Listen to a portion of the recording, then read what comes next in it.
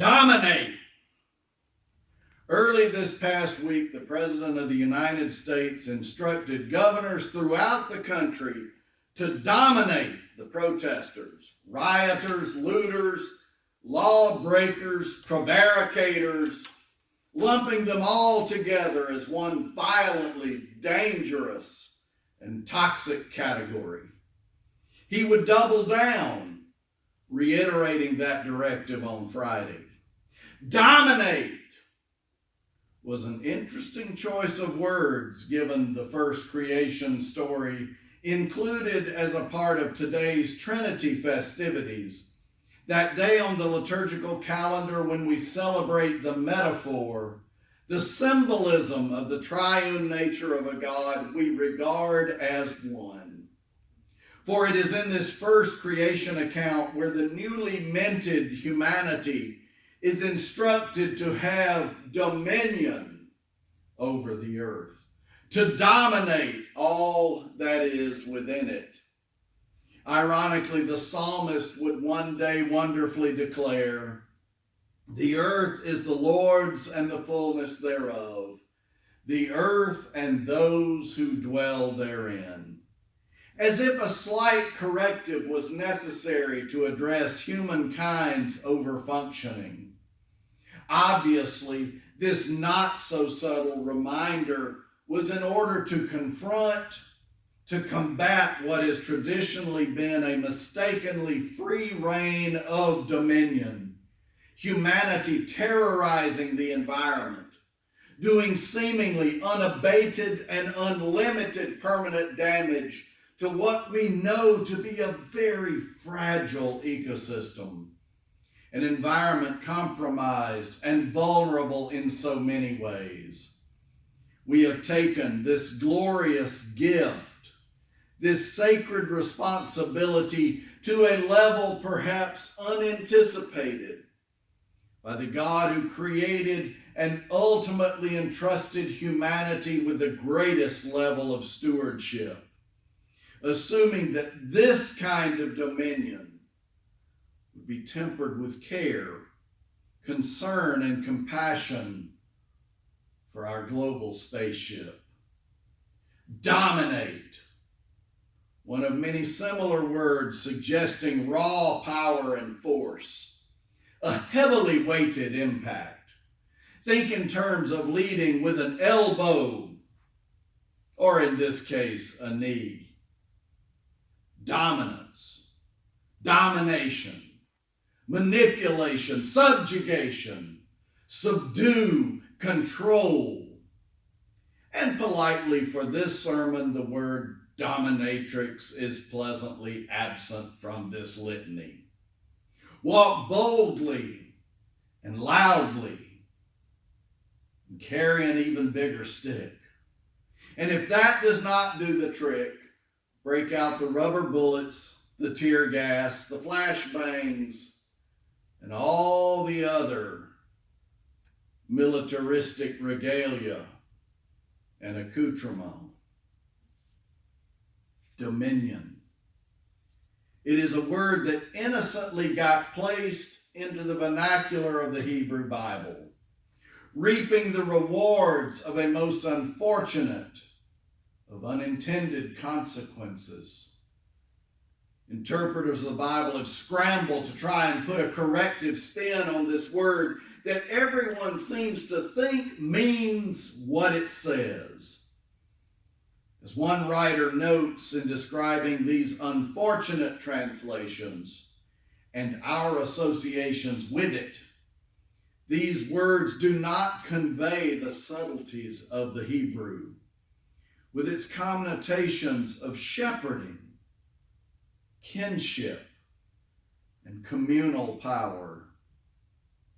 Frankly, I wish we had been provided some much less conflicted and controversial terminology, a word not so open to misinterpretation and worse, misappropriation. One translation politely suggests the term master, as in master the earth. The implications, unfortunately, remain the same. The problem with this biblical word is the same problem we find with many words and texts in the Bible's vast and complicated narrative.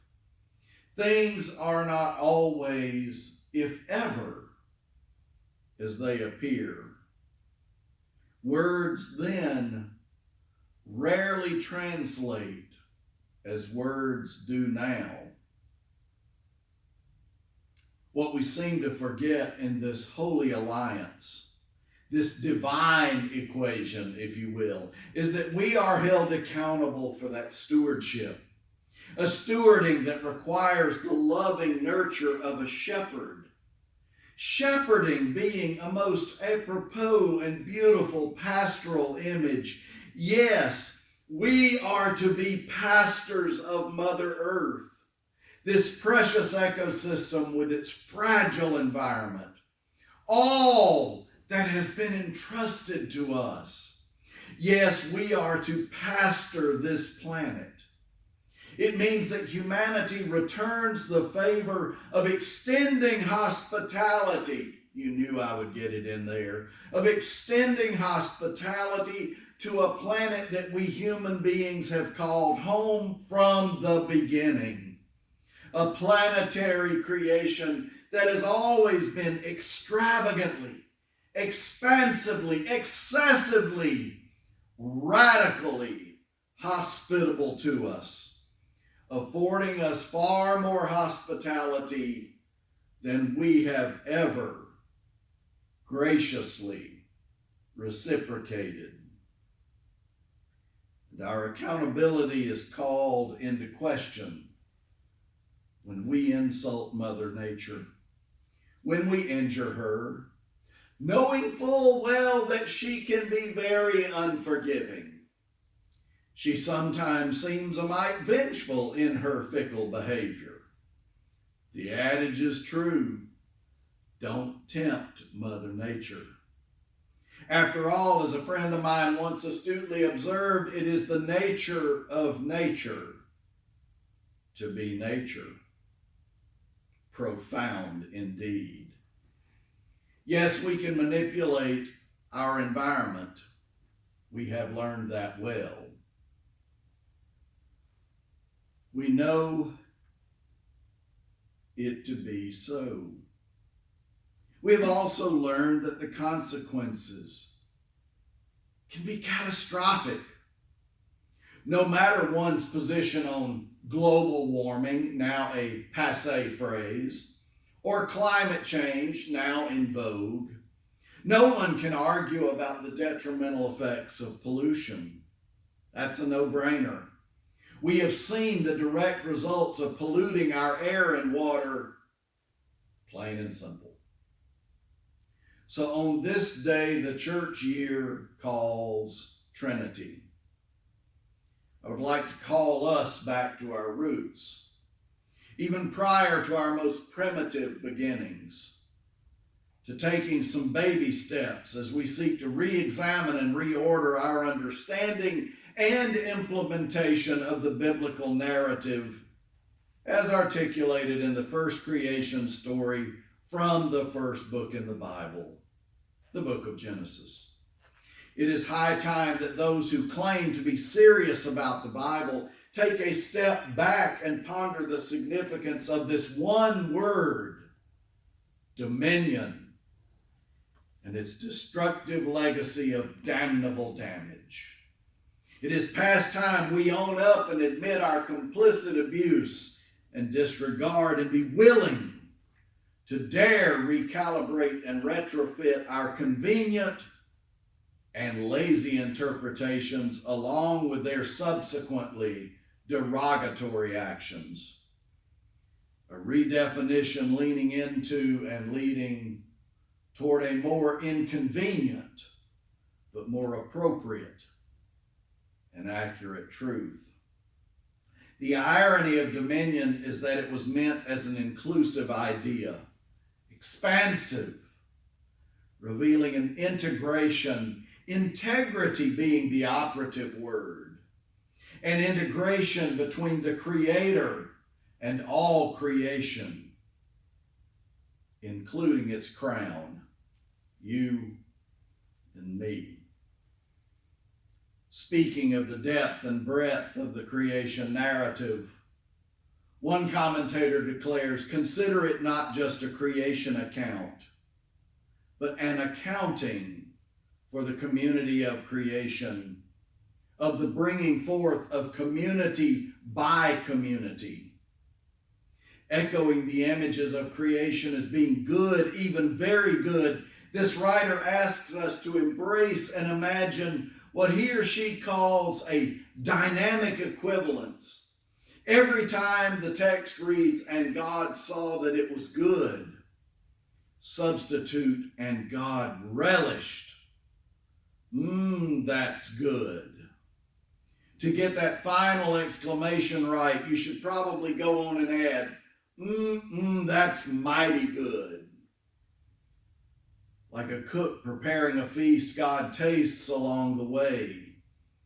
But the whole is greater, indeed tastier, than the sum of its parts. I could not help but wonder if this unnamed writer was recalling, at least subliminally, the old Campbell soup commercial. I'm sure you all remember the jingle. Good. Good. That's what Campbell soups are. Good.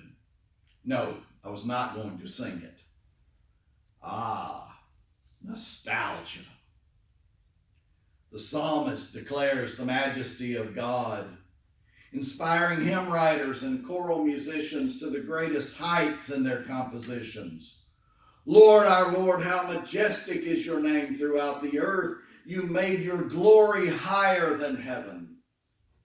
This poet then goes on to describe in elaborate detail all the beauty we first read about in the first creation account recorded in the first chapter of Genesis. The psalmist explores the vast handiwork crafted by a very imaginative and, yes, creatively serendipitous God. All the intricacies of the universe and this planet Earth, all proudly on display. In all honesty, everything seems wonderfully made in the divine image. Not just humans. No, in deference to the holy, not even the adjectives good or very good even remotely come close. They pale in comparison to the greatness, the vastness of the beauty of the whole of creation, of all the imaginative nuance God comprehended and painstakingly brought to fruition. Words, frankly, escape us as they always do. Language is limited, doing no justice to the incomprehensibility of creation. Today's texts remind us that all things, including us, are all interrelated. And it is an interrelationship that is grounded in a very relational, covenantal, communal God biblically described as a plurality, a polypersonality of being. The dimensions defining but failing to ever fully describe this God are multifaceted beyond our comprehension. And so we, in our own creative capacity, have created language seeking to articulate this mysterious nature, the essence of the holy, even to the slightest degree. It is an impossible task far beyond our finite and mortal understandings. The Hebraic writers simply said, let us, leaving it to us to best figure it all out for ourselves. Don't sweat small stuff. Don't sweat the details. It is apparent that the earliest Christian interpreters began to see a pattern, logically connecting the dots between the parental images of father with the offspring image of a child in the son, with this elusive and pervasive image of an advocate, a mystery companion in this so-called Paraclete, the holiest of spirits. This is how we got to Trinity. God relates to us and to all creation, creator, redeemer, sustainer, all reminders. And we have been blessed as stewards of it all. A Herculean task indeed. Oh, the gravity of it all when we ponder the magnitude of that most holiest, most sacred responsibility. How can we even begin to question what this shepherding, this stewardship demands of us? Lord, our Lord, how majestic is your name throughout the earth. In the name of the one who creates, redeems, and sustains, and is relationally covenantal, communal in every way imaginable. Amen.